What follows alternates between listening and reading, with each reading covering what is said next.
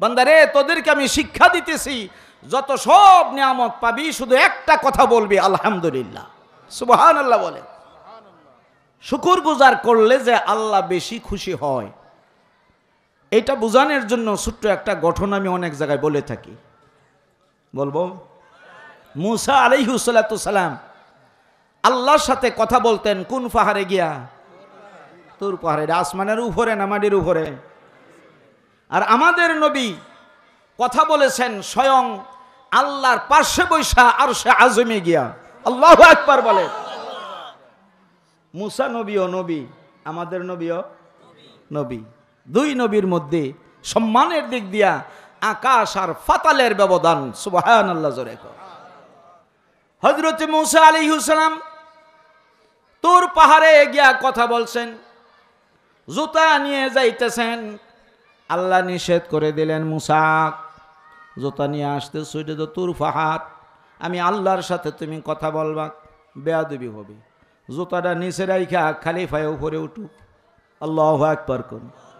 মুসা আলাইহিস সালাম থরথর করে কাঁপতেছেন, আল্লাহর সাথে কথা বলবেন, জুতাটা রাইখেই গেলেন। কিন্তু বিশ্বনবী মুহাম্মদুর রাসূলুল্লাহ সাল্লাল্লাহু আলাইহি ওয়াসাল্লাম দুনিয়ার কোনো পাহাড় নয়, বাইতুল মুকাদ্দাস থেকে সোজা প্রথম আসমান। আল্লাহু আকবার। প্রথম আসমান থেকে দ্বিতীয় আসমান, দ্বিতীয় আসমান থেকে তৃতীয়, এইভাবে সপ্তম আসমানের উপরে সিদরাতুল মুনতাহা।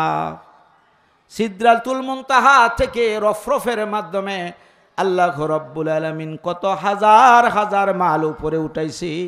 জিব্রাইল আমিন বলেন আমি নিজেও জানি না আল্লাহ যে কত উপরে আছে। আল্লাহু আকবার বলেন। এই সিদরাতুল মুনতাহা পর্যন্ত আমার ঠিকানা। নবী গো, আপনার জন্য একটা সিংহাসন আনা হবে, এটার মধ্যে বৈশা আল্লাহর আরশে চলে যাইবেন। কোনো ভয় নাই, যেহেতু আল্লাহ নিজে আপনাকে দাওয়াতরা দিছে। আপনার বাড়িতে যাইবেন, আল্লাহর বাড়িতে যাইবেন। বিশ্বনবী উনি বলতেছেন, আল্লাহর আরশ পর্যন্ত আমি যখন চলে গেলাম, আমি জুতাটা নিয়েই তো গিয়েছিলাম। আমি জুতা খুলতে লাগলাম, মনে হয়ে গেছে মুসা পয়গম্বরকে আল্লাহ রাব্বুল আলামিন নিষেধ করেছিলেন তুর পাহাড়ে জুতা নিয়ে যাওয়ার। তো আমি একটু জুতাটা খুলি। আল্লাহ রাব্বুল আলামিন ডাক দিয়ে বললেন, বন্ধু আপনি জুতা খুলতেছেন কেন? বুঝলাম না, জুতা নিয়ে আসেন। আল্লাহ নবী বলেন, রব্বুল আলামিন তুমি না মুসা নবীকে নিষেধ করেছিলে, আমাকে বলতেছো জুতা নিয়ে আসার জন্য? আল্লাহ রাব্বুল আলামিন জানিয়ে দিলেন, বন্ধু মুসা নবীও নবী, মুসা নবীও রাসূল, আপনিও নবী, আপনিও রাসূল। কিন্তু দুইজনের ভিতরে সম্মানের দিক দিয়া আমি আল্লাহর কাছে আকাশ আর পাতালের ব্যবধান। আপনার জুতার নিচে যে ধুলিবালি আছে, এইগুলি দিয়া আমার আরশে মহল্লা পবিত্রময় হয়ে যাবে, ধন্য হয়ে যাবে। নবী গো, আপনি জুতাটা নিয়ে আসেন। আল্লাহু আকবার বলেন। সারা পৃথিবীর যত মুসলমানেরা আছে, প্রত্যেক মুসলমান, প্রত্যেক জাতির জন্য আল্লাহ রাব্বুল আলামিন নবী পাঠাইছে, রাসূল পাঠাইছে। কিন্তু কোন নবী রাসূল চরিত্রের সার্টিফিকেট, কোরআনের আয়াত নাজিল করে আল্লাহ দেয় নাই। আমাদের নবীর ব্যাপারে বলেছেন, ইন্নাকা লাআলা খুলুকিন আযীম। আল্লাহু আকবার। ওগো নবীজি, আসমানের নিচে জমিনের উপরে কোনো উত্তম মানুষ যদি, আখলাকওয়ালা মানুষ যদি থাকে, ওই মানুষটা হচ্ছেন আপনি নবী। আল্লাহু আকবার বলেন। হযরতে মুসা আলাইহিস সালাম তুর পাহাড়ের দিকে রওনা দিছেন। কথা বলবেন কার সাথে? বলেন তো, আল্লাহকে দেইখা না দেইখা? না দেইখা। আল্লাহর পয়গম্বর মুসা আলাইহিস সালাম তুর পাহাড়ের দিকে রওনা। একজন যুবকের সাথে সাক্ষাৎ হয়ে গেল। ডাক দিয়ে বললেন, ইয়া রাসূলুল্লাহ, ওগো আল্লাহর নবী মুসা কালিমুল্লাহ, আপনি কি তুর পাহাড়ের দিকে যাচ্ছেন নাকি? কাহা? তা আল্লাহর সাথে কথা বলবেন। কাহা? তা আমার কথা কিছু বললেন। তোর কি সমস্যা? কয় সমস্যা কিছু না, ছোট্ট একটা সমস্যা হলো আল্লাহ রাব্বুল আলামিন, আমি তো কাপড়ের ব্যবসা করি, বিভিন্ন ব্যবসার মধ্যে জড়িত আছি, এত টাকা পয়সা আল্লাহ রাব্বুল আলামিন আমাকে দিয়েছেন, ওই টাকার হিসাব করাটাও আমার জন্য কষ্টকর হয়ে গেছে। সুবহানাল্লাহ, এত টাকা পয়সা আল্লাহ আমারে দিছে, এই টাকার হিসাব করতাম গেল আমার ফেস লাগে। অতএব আল্লাহর কাছে বলবেন, রব্বুল আলামিন আমার এক উম্মত তার টাকা পয়সা তুমি বাড়াইয়া দিছ, মৌলা রে সে এখন চাইতেছে তার টাকা পয়সা তার সম্পদ একটু কমাইয়া দাও। মুসা আলাইহিস সালাম চিন্তা করতেছে, কত জাতের মানুষ দেখলাম রে, তোর মতন মানুষ আমার জীবনও দেখছি না। কারণ সবার ভিতরে আশা আকাঙ্ক্ষা আরো বাসি আরো চাই, ঠিক কিনা জোরে বলেন। আল হিরসু আলাল মাল ওয়াল হিরসু আলাল উমর, দুইটা জিনিসের লোভ প্রত্যেকটা মানুষের ভিতরে আছে, তিরমিজি শরীফের হাদিস। একটা হলো মরতে রাজি না, বুড়া মানুষগুলো মরতে রাজি না, আরো বাঁচতে চায়, আরো বাঁচতে চায়, আরো বাঁচতে চায়, ঠিক কিনা জোরে বলেন। এটার প্রমাণ আমি এই জায়গাটার মধ্যে দিই। আপনার আশেপাশে যদি 80 বছরের মুরব্বী বসা থাকে, আপনি জিজ্ঞাসা করেন কানে কানে, মুরব্বী আপনার বয়স কত? কমপক্ষে 15টা বছর কমাইয়া কইব, ঠিক কিনা জোরে এখন। একবারে কমপক্ষে মিনিমাম 15টা বছর কম কইব। এটা কি মরণের লেগা না বাসনের লেগা? এই জায়গাটার মধ্যে আইসা কেউ হাসা কথা কয় না। একমাত্র আমি গুলজারি খালি মাইকদা কই আমার বয়স 56 বছর, আর না তো কোনো বেটারে দেখছি না, সবথেকে খালি কমায়া কয়, ঠিক কিনা জোরে বলেন। এমনকি আইডি কার্ড করার সময়ও 5 বছর কমায়, চাকরির লেগিয়া কমায়নি।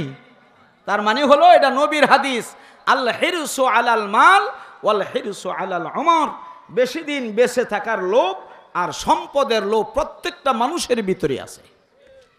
আমার ভিতরে আছে না নাই? আপনার ভিতরে আছে না নাই?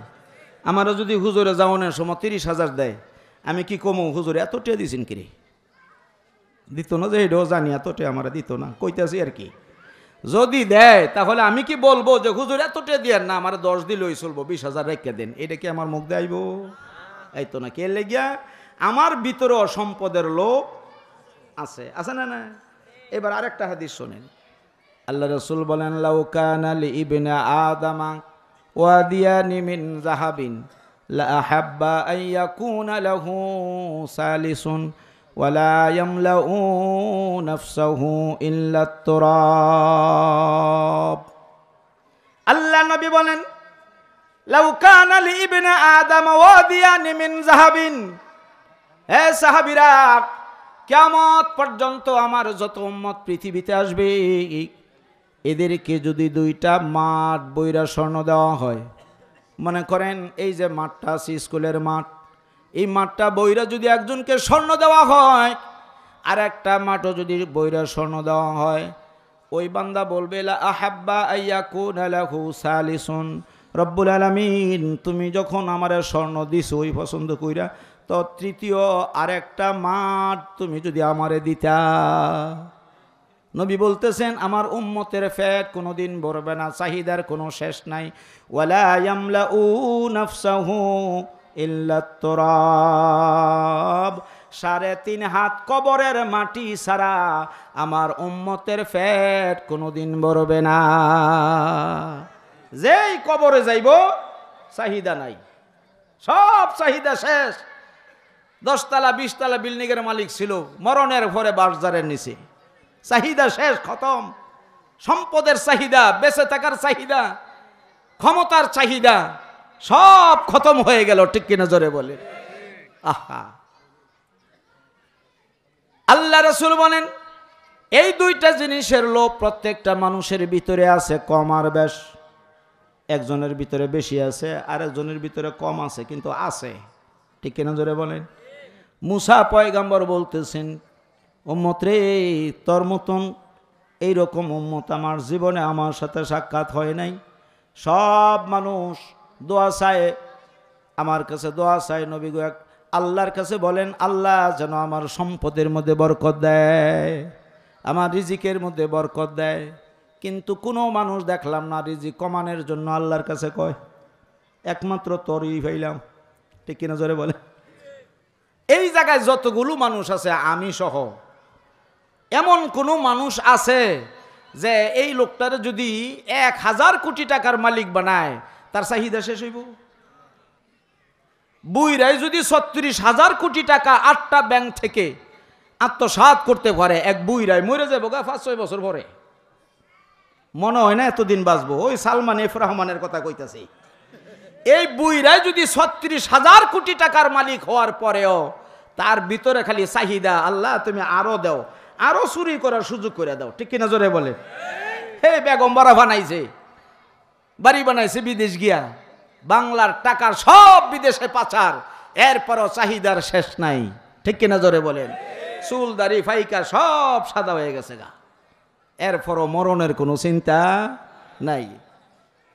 হযরতে মূসা কালিমুল্লাহ বললেন, হ্যাঁ যুবক, ঠিক আছে, আমি আল্লাহর সাথে কথা বলবো না তোর সম্পদ একটু কমানোর জন্য। কয় ঠিক আছে, তুই এই জায়গার মধ্যে বসে থাক, আমি আসতেছি। কিছু দূর যাওয়ার পরে একটা ফকিন্নির সাথে সাক্ষাৎ। ফকিন্নি ভিক্ষা করে খায়, 2টা বাচ্চা আছে নাবালেগ, বাচ্চাদের বাবা নাই, বাবা মারা গেছে। আল্লাহর নবীর সামনে গিয়া বলতেছেন, ইয়া রাসূলুল্লাহ, ওগো আল্লাহর নবী, ওগো আল্লাহর পয়গাম্বর মূসা কালিমুল্লাহ, আপনি এখন কোন জায়গায় যাইতেছেন, কোথায় যাইতেছেন? কয় তুর ভারে যাই। আল্লাহর সাথে কথা বলবেন? কাহা কথা বলবো ইনশাআল্লাহ। যদি আল্লাহর সাথে কথা বলেন, সব কথা শেষ হওয়ার পরে আমার কথাটা একটু আল্লাহর কাছে বললেন। কয় তোর কি সমস্যা? কয় সমস্যা হলো কিছুদিন আগে আমার স্বামীর ইন্তেকাল হয়ে গেছে, ঘর নাই বাড়ি নাই, মানুষের বাড়ির মধ্যে থাকি, মানুষের ঘরের ভিতরে বসবাস করি। নবী গো, টাকা ইনকামের কোনো ব্যবস্থা নাই, ভিক্ষা করা ছাড়া কোনো গতি নাই। এই 2টা বাচ্চা 2 হাতে দইরা সারাটা মহল্লায় মহল্লায় ঘুরি, সকাল বেলায় বের হয়ে যায়, সন্ধ্যার সময় ঘরে আসি। 2টা পা আমার বেশি সফর করার কারণে, ঘোরাঘুরি করার কারণে কলা গাছের মতন ফুইলা যায়। ওগো আল্লাহর নবী, আল্লাহর কাছে একটু বলবেন, মোটা চাউলের ভাত, মোটা সুতার কাপড় হলি চলবে, এই পরিমাণ সম্পদ যেন আল্লাহ রব্বুল আলামিন আমাকে দেন, যেই পরিমাণ সম্পদ দিলে পরে আমার ভিক্ষা করার আর দরকার হবে না। সুবহানাল্লাহ জোরে কর। মূসা আলাইহিস সালাম বলতেছেন, চিন্তা করতেছেন যে ওই আগের লোকটাই চাইছে সম্পদ কমাইতো, আর এই ফহিনী চাইতেছে সম্পদ বাড়াইতো। তাহলে এটা তো সহজ, আল্লাহর কাছে বলবো, আল্লাহ হে ব্যবসায়িক যুবকের সম্পদ যতটুকুন তুমি কমাইবা, এই পরিমাণ এই ফকিন্নিরে দিলে ফহিনী একটু ভালো করে চললো, হে বেটাইও একটু ভালো করে চললো। একদম সহজ না জিনিসটা? তো মহিলাকে বলতেছেন, মা গো, তুমি এই জায়গাটার মধ্যে একটু অপেক্ষা করো, আমি আসতেছি ইনশাল্লাহ, বেশি দেরি হইতো না। আর একটু সামনে গেছে, আর একটু সামনে গিয়া তাকায় দেখে রাস্তার পাশে একটা প্লেট নিয়া একটা লোক শুয়ে রয়েছে, ভিক্ষা করতেছে। 1 টাকা 2 টাকা আডানা সাইরানা মানুষ দেয়া যায়। এই লোকটার সম্মুখ দিয়ে আল্লাহর নবী যখন যাচ্ছেন, এই লোকটা দেখাই সালাম দিলেন, আসসালামু আলাইকা ইয়া রাসূলুল্লাহ, আসসালামু আলাইকা ইয়া নবী আল্লাহ। নবী গো, আপনি কি মূসা নবী না? কহ কোন জায়গায় যাইতেছেন, কোথায় যাচ্ছেন? তুর পাহাড়ে যাইতেছি আল্লাহর সাথে কথা বলার জন্য। তা আমার কথাটা যদি একটু বলতেন। তো তোমার কি সমস্যা? আমার সমস্যা বেশি একটা না। কয় তোর কি পাও 2টা হাত ভালো করার দরকার? কয় না, এইগুলির দরকার নাই, আল্লাহ রাব্বুল আলামিন আমাকে যে হালতে রাখছেন, ওই হালতেই মাওলার শুকর গুজার করি আলহামদুলিল্লাহ। যেই অবস্থায় আমারে বানায় রাখছে। ওগো আল্লাহর নবী, আল্লাহর কাছে আপনার মাধ্যমে একটা জিনিস আমি জানতে চাই। সেই জিনিসটা হলো, আল্লাহ রাব্বুল আলামিন আমারে কেন বানাইলেন? একটা প্রশ্ন, এই প্রশ্নটি আল্লাহর কাছে বলবেন। মৌলা রে, আমার ওই প্যারালাইসিসের রোগীটারে তুমি কেন বানাইছ? এই লোকটা বলতেছে, ওগো আল্লাহর নবী, জন্মলগ্ন থেকে তো আমি প্যারালাইসিসের রোগী। মায়ের পেট থেকে বের হওয়ার পরে আমার হাত চলে না, আমার পা চলে না, ওয়াকিজু। ওগো আল্লাহর নবী, 40 বছরের উপরে আমার বয়স হয়ে গেছে, এখনো পর্যন্ত বিবাহ করা তো দূরের কথা, বিবাহর চিন্তাটাও আমার মাথার ভিতরে ঢুকে না। নবী গো, আল্লাহ রব্বুল আলামিন যদি আমাকে একটা হাত দিতেন আর একটা পা আমারে দিতেন, লাঠি নিয়া খোরায়া খোরায়া আল্লাহর জমিনে আমি চলতে পারতাম। এখন আমার পরিবারের জন্য, সবার জন্য আমি একজন বোঝা। আমাকে প্রস্রাব পায়খানার হাজত যখন হয়, আমাকে উঠায় নিয়ে 2 জনে 3 জনে মিলে নিয়ে প্রস্রাব করায়, পায়খানা করে। ভিক্ষা যখন করি তখন বাড়ি থেকে 2-3 জনে আইনে আমারে রাস্তার মধ্যে রেখে যায়। সন্ধ্যার সময় ওই মানুষের সহযোগিতা ছাড়া বাড়িতে আর যাইতে পারি না গো নবী। ওগো আল্লাহর নবী, আমার একটা প্রশ্ন হলো, আল্লাহ রাব্বুল আলামিন আমারে কেন বানাইলেন? এই প্রশ্নটা আল্লাহর কাছে আপনি জিজ্ঞাসা করবেন। মুসা আলাইহিস সালাম তিনিও চিন্তায় পড়ে গেলেন, কাহা কত তো ঠিক যুক্তি আছে। আল্লাহ যদি তোর একটা হাত দিত, একটা পা দিত, খোরায়া খোরায়া চলতে পারতি, মানুষের বাড়িতে গিয়া গিয়া ভিক্ষা করতে পারতি, বিবাহ শাদীও করতে পারতি, কিন্তু জন্ম লগ্ন থেকে আল্লাহ তোরে প্যারালাইসিসের রোগী বানিয়ে দিছি। ঠিক আছে, জিজ্ঞাসা করবনে। হযরত মুসা কালিমুল্লাহ তুর পাহাড়ে গেলেন। সব কথা যখন শেষ হয়ে গেল, এইবার ওই 3 জনের কথা স্মরণ হয়ে গেল। রব্বুল আলামিন, আয় আল্লাহ, ওই যে যুবকটা এত টাকার মালিক, তুমি তারে বানাইছো রে আল্লাহ, টাকা পয়সার হিসাব করতে গেল তার সমস্যার সৃষ্টি হয়, মেহেরবানি করে এই যুবকের সম্পদ একটু কমায় দাও। আল্লাহ রাব্বুল আলামিন বলে, হ্যাঁ মুসা, না না না, আমার ওয়াদা অনুযায়ী তার সম্পদ আরো বাড়বো। আল্লাহু আকবার বলেন। আমার ওয়াদা হলো, লা ইন শাকারতুম লা আযীদান্নাকুম।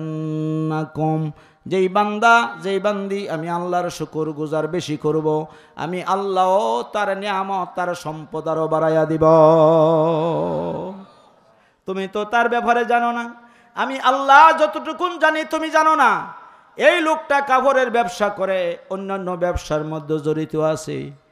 একটা টাকা যদি লাভ হয়, মুসারি, এই বান্দা দোকানের ভিতরে বইসা কমপক্ষে 100 বার তার জবানটা দিয়ে বের হয়, আলহামদুলিল্লাহ আলহামদুলিল্লাহ আলহামদুলিল্লাহ আলহামদুলিল্লাহ।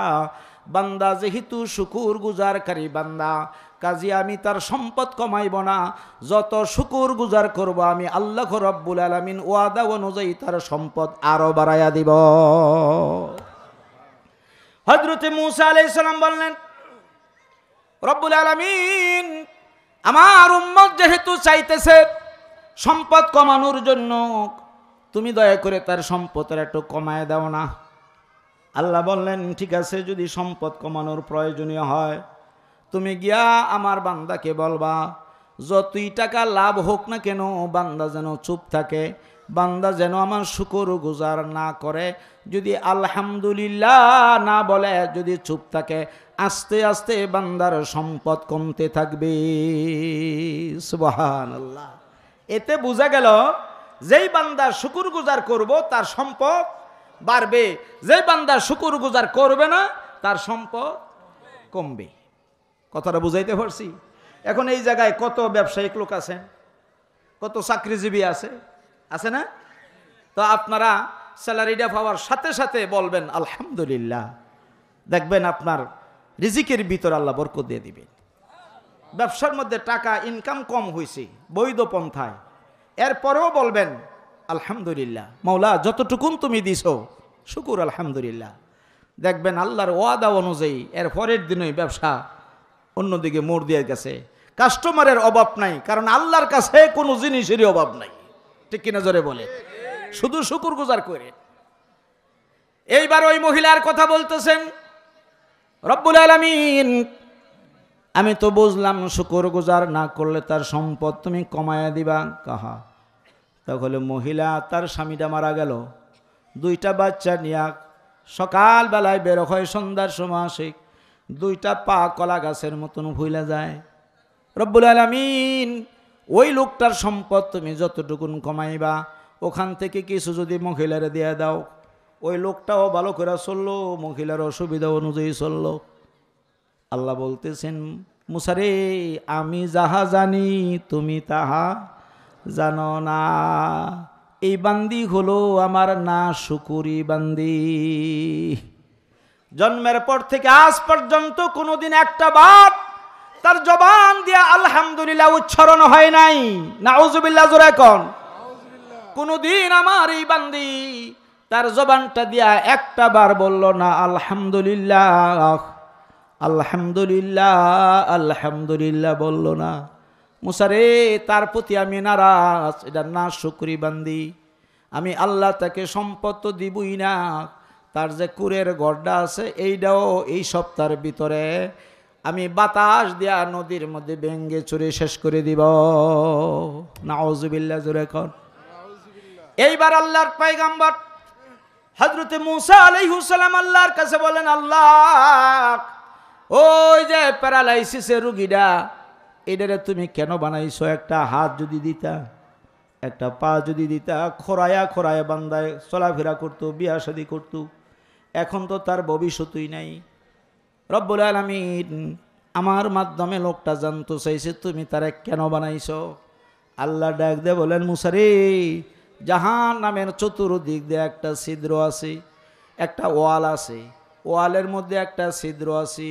কিয়ামতের ময়দান থেকে আমার এই বান্দাকে এই জন্যই বানায় রাখছি, এই বান্দাটাকে আমি আইনা ওই ছিদ্রটা বন্ধ করে দিব। নাউজুবিল্লাহি মিন জালিক।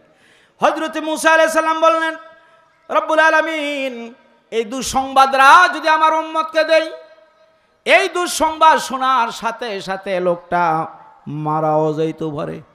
মাওলা রে, ও মালিক তুমি কি সুন্দর একটা সুসংবাদ তারা দিতে পারবা না? কয় না রে মূসা, এই জন্যই আমি আমার বান্দাকে বানায় রাখছি, তুমি যাও গিয়ে বইল। মূসা আলাইহিস সালাতু সালাম আসতেছেন, আসার পরে সাক্ষাৎ হয়ে গেল যুবকের সাথে।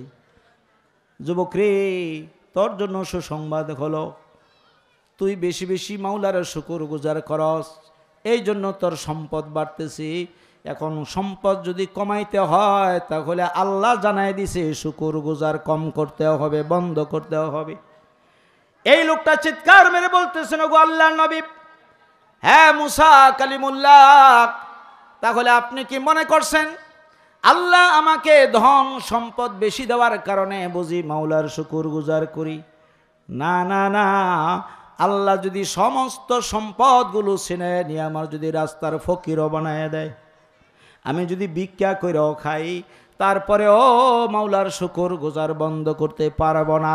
তার কারণ হলো আল্লাহর দেওয়া চোখ দিয়া আসমান পর্যন্ত দেখি, আল্লাহর দেওয়া কান দিয়ে আমি শুনি, আল্লাহর দেওয়া দুইটা পা দিয়ে আল্লাহর জমিনে আমি হাঁটি। এই যে নিয়ামতগুলো আল্লাহ রাব্বুল আলামিন আমাকে দান করেছেন, এর একটা নিয়ামতের শুকর গুজার যদি মরণ পর্যন্ত করি তারপরেও শেষ হবে না গো নবী। আমি মাওলার শুকর গুজার করা বন্ধ করতে পারবো না। আল্লাহর শুকর গুজার আমি করতেই থাকবো, করতেই থাকবো। আল্লাহু আকবার বলেন। মূসা আলাইহিস সালাম বললেন, তাহলে তোমার সম্পদ কমবে না, চলে যাও। সাক্ষাৎ হয়ে গেল মহিলার সাথে। মহিলা তো দাঁড়ায় রয়েছে সম্পদের জন্য। আল্লাহ নবী বলতেছেন, মাগো তোমার একটা দোষ আছে গো মা। কয় কি দোষ? আল্লাহ তোমাকে সম্পদ তো দিবেই না, তোমার যে শুকুরের ঘরটা সেইটাও ভেঙে ফেলবে। নাউজুবিল্লাহ বলেন, নাউজুবিল্লাহ। তার কারণ হলো আল্লাহ রাব্বুল আলামিন জানিয়ে দিয়েছেন, তোমার জন্ম লগ্ন থেকে আজ পর্যন্ত কোনোদিন মাওলার কোনো নিয়ামতের তুমি শুকর গুজার করো নাই। তুমি হইলা আল্লাহর না শুকুরি বান্দি। আল্লাহ তোমার প্রতি নারাজ, আল্লাহ তোমার প্রতি বেজার। ও বান্দি, তোমার সম্পদ আল্লাহ রাব্বুল আলামিন দিবে না। এইবার মহিলা বলতেছেন, ওগো আল্লাহ নবী, আমি কিসের শুকুর গুজার করব? আমি তো সব সময় গরিবী হালতেই ছিলাম, আমার স্বামীটাও মারা গেছে, বাচ্চা নিয়ে ভিক্ষা করে খাই, কিসের শুকুর গুজার করব? আল্লাহর পয়গম্বর বলেন, হে মা, মাগো তুমি যেই জবানটা দিয়া কথা বলতেছ, বলো তো দেখি এই জবানটা তোমারে কে দিছে? আল্লাহু আকবার। তোমার মতন কত মানুষ বোবা, মুখ আছে, জিহ্বা আছে, সব আছে, কিন্তু কথা বলতে পারে না। একমাত্র বুবাই বুঝে জবানের কত দাম। আল্লাহু আকবার। আমি কথা বলতেছি, আমার জবানটা আল্লাহ চালু রাখছি। আপনিও কথা বলতেছেন, আপনার জবানটা আল্লাহ চালু রাখছে রে ভাই। এটা যে কত বড় নিয়ামত, এটা আপনি বুঝবেন না, এটা একমাত্র বুঝবো তার জবান বন্ধ হোক। যে লোকটাকে আল্লাহ বোবা বানাইছি, নিজের বাপ নিজের কথাগুলো মার কাছেও বলতে পারে না। আল্লাহর পয়গম্বর বলতেছেন, মা গো কি কথা বললে গো মা? যেই জবানটা দিয়া তুমি কথা বলতেছো, এই জবানটাও তো আমার আল্লাহই দিছে। যে চোখ দিয়া তুমি ভিক্ষা করতেছো দেখা দেখা, এই চক্ষু দুইটা তো আল্লাহই দিছে। যেই দুইটা পা আল্লাহ তোমাকে দিছে, দুইটা হাত দিছে আল্লাহ, এখনো পর্যন্ত মাগো তোমারে সুস্থই রাখছে।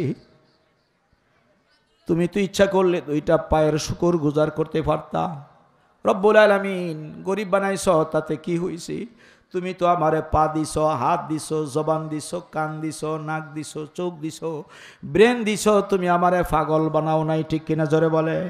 তুমি যদি মাওলার একটা নিয়ামতের শুকর গুজার করতা, তাহলে অবশ্যই আল্লাহ রব্বুল আলামিন তোমার নিয়ামত আরো বাড়াইয়া দিতেন।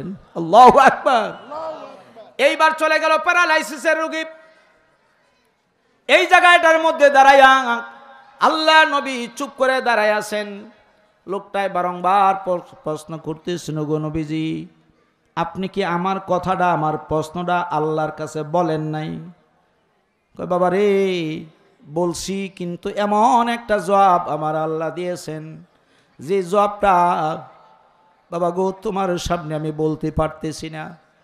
কয় না গো নবীজি আপনি বলেন। কয় তাহলে তুমি কি ধৈর্য ধারণ করতে পারবে? হ্যাঁ হুজুর, আমি ধৈর্য ধারণ কেন করতে পারবো না?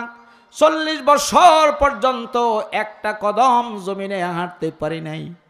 40 বছরের ভিতরে আবার হাত নাড়াচাড়া করতে পারি নাই। তারপরেও নবী আমি তো ধৈর্য ধারণই করছি, মাওলার শুকর গুজারি করতেছি। আল্লাহু আকবার। আপনি বলেন, নিশ্চিন্তায় বলেন। মুসা আলাইহিস সালাম বললেন, জাহান্নামের চতুর্দিক দিয়া নাকি ওয়াল আছে, একটা ছিদ্র আছে, বান্দারে তোমারে দিয়া আমার মাওলা ছিদ্রটা নাকি বন্ধ করবো, এটাই শুনে আসছি। এই কথাটা শোনার পরে এই লোকটা শুয়া শুয়া বলতেছেন, আলহামদুলিল্লাহ আলহামদুলিল্লাহ আলহামদুলিল্লাহ রব্বুল আলামিন। আমি মনে করেছিলাম তুমি মনে হয় আমাকে অনর্থক বানাইছ, যদিও তুমি আমাকে আমার কোনো কাজের জন্য বানাও নাই, কিন্তু আমাকে তোমার একটা কাজের জন্য বানায়া রাখছো। আল্লাহ গো মরণ পর্যন্ত এই জন্য তোমার শুকর গুজার করতেই থাকব। হযরত মুসা আলাইহিস সালাম আশ্চর্য হয়ে গেলেন, কিভাবে সম্ভব হলো? জাহান্নামের আগুনের দুঃসংবাদ দিলাম, এরপরেও লোকটার জবান দিয়া আলহামদুলিল্লাহ আলহামদুলিল্লাহ আলহামদুলিল্লাহ বের হইতেছি।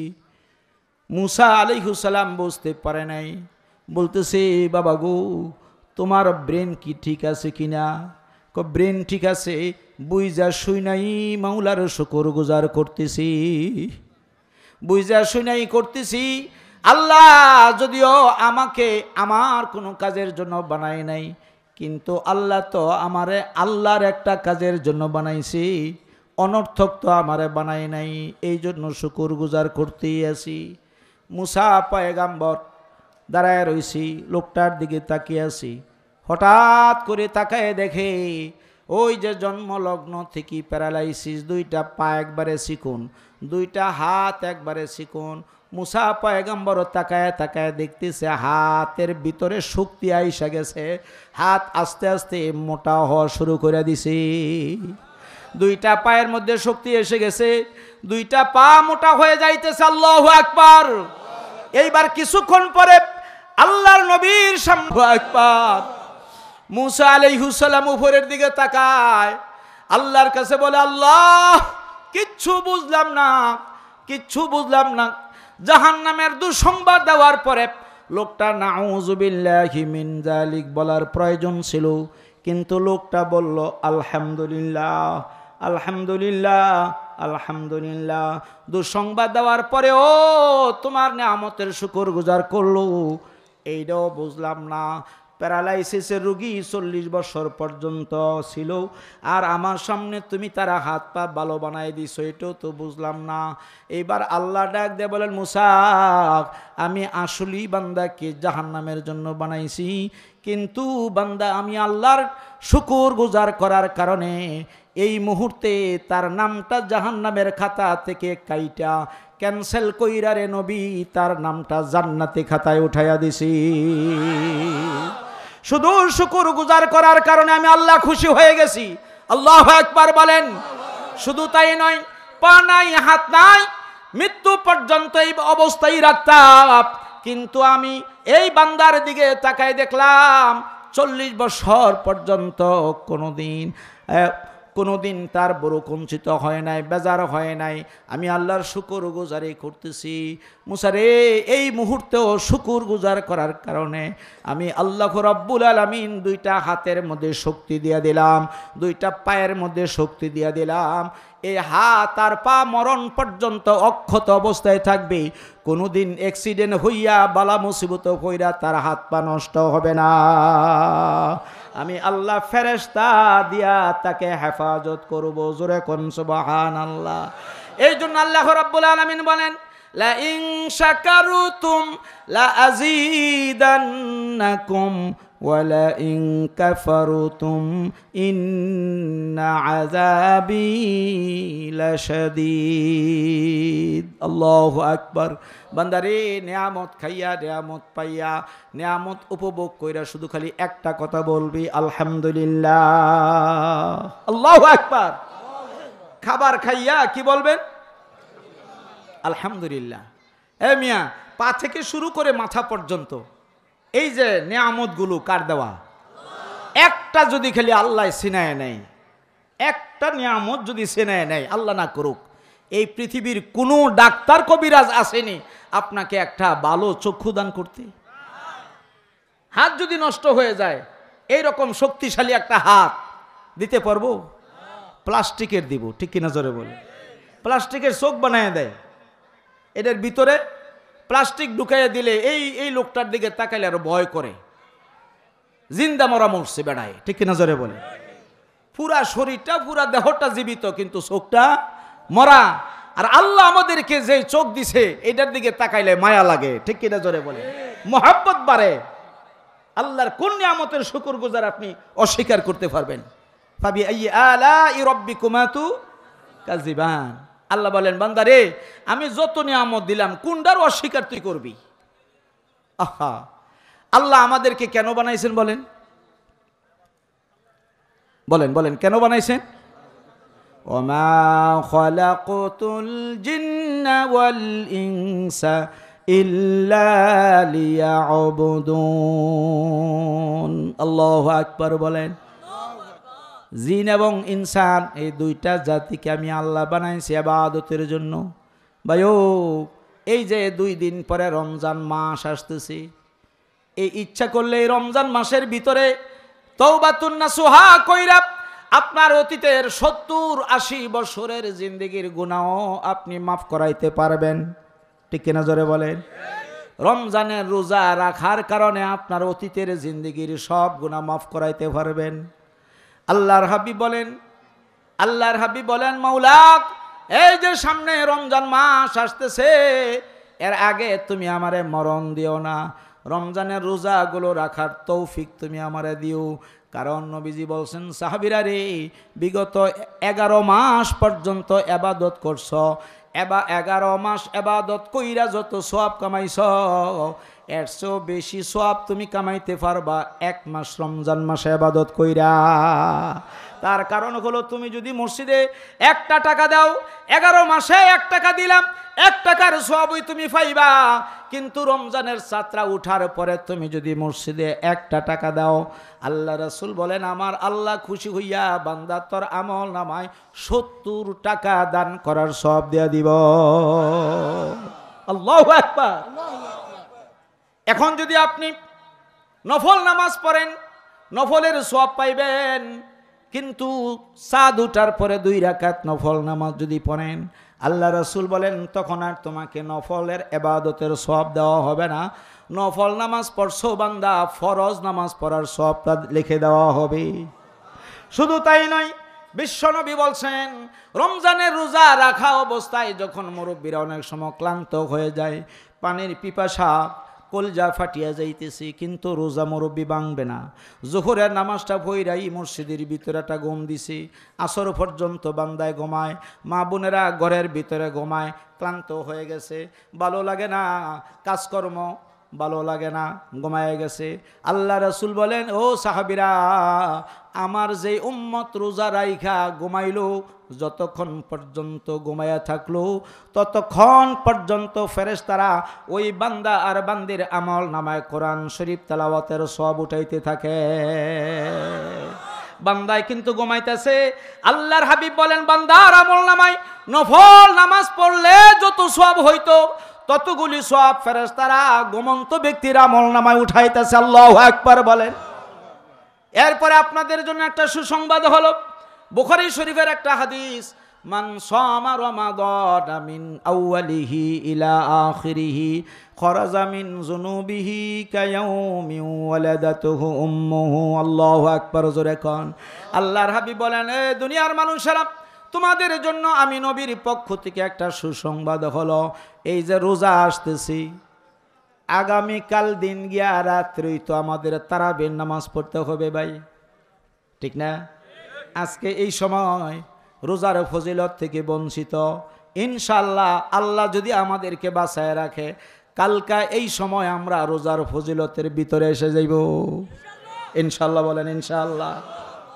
আল্লাহর হাবিব বলেন হে দুনিয়ার মানুষেরা, পাহাড় পরিমাণ গুনাহ নিয়াও তুমি যদি রোজা রাখা শুরু করো আমার মাওলারে খুশি করার জন্য, মান সামা রমাদান মিন আউয়ালিহি ইলা আখিরিহি, প্রথম থেকে শেষ পর্যন্ত তুমি যদি রোজাগুলো রাখতে থাকো রে বান্দা, তোমার রোজাও যাইতেছে, তোমার আমল নামার গুনাহও কমতেছে। রমজানের রোজাও শেষ, তোমার আমল নামার গুনাহও শেষ। আল্লাহু আকবার বলেন। কেমন শেষ হবে? খরাজা মিন যুনুবিহি কায়াউমি ওয়ালাদাতুহু উম্মুহু, মায়ের পেট থেকে নবজাতক সন্তান দুনিয়ায় আসার পরে এই নবজাতক সন্তানের আমল নামায় ভাইজান কোনো গুনাহ আসেনি? বলেন। সন্তানটা এইমাত্র মায়ের পেট থেকে দুনিয়ায় আসলো, তার আমল নামায় সগীরা গুনাহ আসেনি, কবিরা গুনাহ আসেনি, শিরিকের গুনাহ আসেনি, কোনো গুনাহ নাই। আল্লাহর হাবিব বলেন আমার উম্মত যদি 30টা বা 29টা রোজা রাখে, ওই বান্দার আমল নামায়ও একটা সগীরা বা একটা কবিরা গুনাহ আর থাকবে না। এর চেয়ে সুসংবাদ বলেন তো আরো আছে? আছে আরো আছে। আল্লাহ যদি আমাদেরকে মাফ করে দেয়, এর চেয়ে মজার ব্যবহার আর কি হতে পারে? যেই বান্দাকে আল্লাহ মাফ করে দিব, ওই বান্দা জান্নাতে যাইব না জাহান্নামে যাইব? আরো জোরে কোন। রোজা রাখার কারণে আল্লাহ রাব্বুল আলামিন যদি আমাদের গুনাহ মাফ করে দেয়, আমরা সবাই জান্নাতি, ঠিক না? জোরে বলে। আমরা সবাই কোথায় যাইব? জান্নাতে যাইব। এর চেয়ে ভালো সুসংবাদ আমার জানা মতে আর একটাও নাই, ঠিক কিনা? জোরে বলে। এরপরে আল্লাহ রাসূলের হাদিস, 2টা মৃত্যু হলো সবচেয়ে দামি মৃত্যু। একটা হলো আল্লাহর কোরআনের আইন বাস্তবায়ন করার জন্য মুসলমানেরা যুদ্ধ করতে গিয়া যদি মাঠে মারা যায়, মিছিল করতে গিয়া যদি মারা যায়, এই মরণটা আল্লাহর কাছে সবচেয়ে দামি মরণ। কোরআনের ভিতরে আল্লাহ বলতেছেন, ওয়ালা তাকুলু লিমান ইউকতালু ফি সাবিলিল্লাহি আমওয়াত বাল আহইয়াউ ওয়ালাকিন লা তাশউরুন। যারা শহীদ হয়, যারা দিন কায়েমের জন্য মারা যায়, হে নবী তাদেরকে আপনি মৃত বলিয়েন না, তারা হলো বালাহিয়া, তারা হলো জিন্দা। আল্লাহু আকবার। এই মরণটা আল্লাহর কাছে সবচেয়ে দামি মরণ। আর একটা মৃত্যু হলো যেই বান্দা রোজা রাখা অবস্থায় মারা যায়। রোজা রাখা অবস্থায় যদি আপনার মরণ হয়ে যায়, বিশ্ব নবী বলছেন এই মরণটা আল্লাহর কাছে সবচেয়ে দামি মরণ। সুবহানাল্লাহ জোরে কর।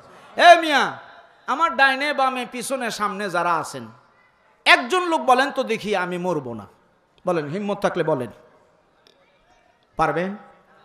মরণ তো লাগবেই, এই বছর হোক সামনের বছর হোক, মরণ থেকে কেউ বাঁচতে পারবেন না, কোনো হুজুররাও হতো না, ঠিক কিনা জোরে বলেন? মরণ যখন লাগবেই, তাহলে উত্তম মরণের দরকার আছে না নাই? যেই মরণ আল্লাহর কাছে সবচেয়ে দামি মরণ, এই মৃত্যুটা তো আমরা কামনা করি। মাওলা রে, মরণ যখন হবি, রোজা রাখা অবস্থায় রমজান মাসে মরণটা দিও। আমিন বলেন, আমিন। মৃত্যু যখন হবি, রোজা রাখা অবস্থায় মরণ দিও। আমার এক চাচি, আমার বাড়ির উত্তর পাশে, বয়স হবে 80-র উপরে, 15-16 বছর আগে রোজা রাখছে। 80 বছরের বুড়ি রোজা রাখছে। ওনার পুত্রবধূ ফাঁক করতেছে, উনি দাঁড়ায় নামাজ পড়তেছে বাহিরে, আর কি ঘরের বাহিরে দাঁড়ায় নামাজ পড়তেছে। নামাজ পড়া শেষ, বসে আছে আসরের নামাজের পরে। পুত্রবধূ তাকায় দেখতেছে যে শাশুড়ি আস্তে করে ডইলা যায় নামাজের মধ্যে ফইরে যেতেছে গা। পুত্রবধূ দৌড়ায় গেছে, দৌড়ায় গিয়া দৌড়ছে, দৌড়া পরে দেখে না অবস্থা খারাপ, শোয়াই দিছে। তাড়াতাড়ি গিয়া এক গ্লাস পানি নিয়ে আসছে। পানি নিয়ে আসার পরে 80 বছরের বৃদ্ধা মহিলা, আমার শাশি, জবান বন্ধ হয়ে গেছে। খুব ভালো করে বুঝেন, পানিটা যখন মুখের মধ্যে দিতেছে তখন হাতে এইভাবে ইশারা করতেছে, মানে পানি দিও না, আমি রোজা রাখা অবস্থায় আল্লাহর কাছে যাইতে চাই। সুবহানাল্লাহ বলেন, সুবহানাল্লাহ। এই 80 বছরের বৃদ্ধা মহিলা মৃত্যুর পূর্ব মুহূর্তে পানি পান করে নাই, পানি পান না কইরাই রোজা অবস্থায় ইন্তেকাল করছেন। আল্লাহু আকবার বলেন। এই জন্য আল্লাহর হাবিব বলেন, শহীদ মরণ আল্লাহর কাছে সবচেয়ে দামি মরণ। আর একটা মরণ হলো যেই বান্দা, যেই বান্দি রোজা রাইখা মারা যাইব, রোজা অবস্থায় মৃত্যুবরণ করবে, পানি পান করবে না, এই মরণটা আল্লাহর কাছে সবচেয়ে দামি মরণ। এই রকম হিম্মত করে আপনি বলতে পারবেন, হুজুর আপনার কথা শোনার পর বুঝলাম রোজা রাখলে আমাদের আমল নামায় গুনাহই শেষ। এখন চিন্তা করে দেখলাম রোজা রাখাটাই জরুরি, ঠিক না? রোজা রাখলে আমরা নিষ্পাপ বান্দা হয়ে যাব, বেগুনা মাসুম আল্লাহ বানায় দিবেন। অতএব রোজা রাখা অবস্থায় যদি ফেডের ক্ষুধার যন্ত্রণায় মইরা যায়, মরতে রাজি আছি কিন্তু রোজা ভাঙতে রাজি না, এইরকম কারা কারা আছেন একটু হিম্মত করে দেখান। আল্লাহ তুমি কবুল করো, আমরা সবাই বলি আল্লাহুম্মা আমিন।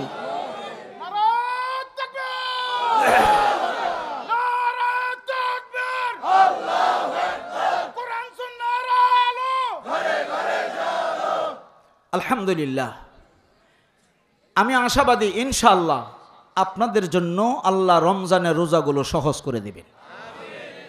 দেখবেন রমজান মাসে আকাশের অবস্থা ভালো হয়ে যাবে, আপনার ঠান্ডা বাতাস আসবে, কিছু বৃষ্টি হবে, এইগুলি দিয়া আল্লাহ রাব্বুল আলামিন বান্দার রোজাটাকে সহজ করে দেন। আল্লাহু আকবার। কাজী ভাইরা, ইবাদত ছাড়া, বন্দেগী ছাড়া, সোয়াব ছাড়া জান্নাত কেউ যাইতে পারবে না, ঠিক কিনা জোরে বলে? যাওয়া কি সম্ভব না?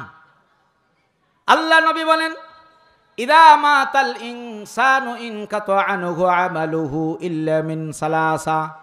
মানুষ যখন মরে যায় আমলের দরজাটাও বন্ধ হয়ে যায়, ঠিক কিনা জোরে বলেন? এটা কার কথা? নবীর কথা। কার কথা? কিন্তু নবীজি বলছেন ইল্লা মিন সালাসা, না বন্ধ হবে না, আমার গুনাহগার উম্মতদেরকে জাহান্নামের আগুন থেকে বাঁচানোর জন্য 3টা আমল দুনিয়ায় রেখে গেলাম। এই 3টা আমল থেকে একটা আমলও যদি আমার উম্মতরা করে, মরণের পরেও সওয়াব যাওয়া বন্ধ হবে না। কিয়ামত পর্যন্ত আমার উম্মতের আমল নামায় সওয়াব ফেরেশতা লিখতেই থাকবে, উঠাইতেই থাকবে। জোরে কোন সুবহানাল্লাহ। এইটাই তো ভাগ্যবান মানুষ, হ্যাঁ এই তো চালাক, যেই বান্দা নিজেকে জাহান্নামের আগুন থেকে বাঁচানোর চেষ্টাটা কইরা তার ভরে মারা গেল। ঠিক কিনা জোরে বলে। আল্লাহ রাব্বুল আলামিন বলেন, কু আনফুসাকুম ওয়া আহলিকুম নারাক। হে দুনিয়ার মানুষেরা, তোমরা নিজেরা আমল কইরা কইরা, বেশি বেশি আমল কইরা নিজেকে জাহান্নামের আগুন থেকে বাঁচাও। এরপরে তোমার আহাল পরিবারের সদস্যবৃন্দ যারা, এদেরকেও আমল করায়া করায়া, নামাজ পড়ায়া, রোজা রাখায়া তাদেরকেও জাহান্নামের আগুন থেকে বাঁচাও। কথা কার? আরো জোরে আল্লাহর।